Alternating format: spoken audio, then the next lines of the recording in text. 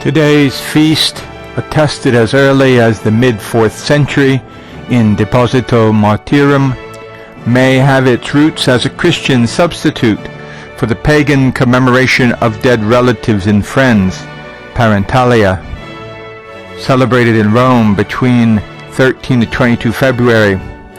At this commemoration, a chair, cathedra, was left empty for particular deceased persons. Since the actual date of Peter's death was unknown, it came to be commemorated on 22nd February, eventually celebrating the taking of his responsibility of the Church of Rome. Order of prayer in the Liturgy of the Hours and the celebration of the Eucharist, 2021, page 69. And Jesus answering said to him, Blessed are you, Simon Bar-Jonah, because flesh and blood has not revealed it to you, but my Father who is in heaven. And I say to you that you are Peter, and upon this rock I will build my church, and the gates of hell shall not prevail against it. Matthew chapter 16, verses 17 through 18. Peter, an apostle of Jesus Christ, to the elect who are sojourners of the dispersion in Pontus, Galatia, Cappadocia, Asia, and Bithynia. 1 Peter 1:1, circa AD 60. Peter, as head of the apostles, writes to all Christians wherever they may be. He concludes his letter by telling his flock his location. She that is in Babylon, elect, together with you, salutes you, and so does Mark, my son. 1 Peter chapter 5, verse 13. Babylon was the Christian code word for Rome. Therefore, when Peter was martyred in AD 64, his position as head of the Universal Church was then taken up by the next Bishop of Rome, which today we call the Pope.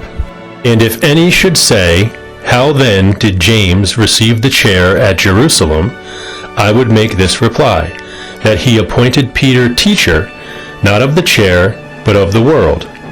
Homily 88 on John, St. John Chrysostom, died AD 407. It must be known that Peter, before he was the disciple of Christ, the apostle and universal pope, was called Simon. But after he was a disciple of Christ and an apostle, Christ constituted him as pope and his universal vicar, and gave him the name Peter. Just as happens even now, when the pope is elected, his name is changed, as if he is changed into another person, a new creature. So Christ did, and he imposed upon Simon the name Peter.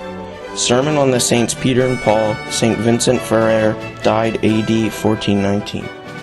The Church has but one ruler and one governor, the invisible one, Christ, whom eternal Father hath made head over all the Church, which is his body, the visible one. The Pope, who, as legitimate successor of Peter, the Prince of the Apostles, fills the apostolic chair.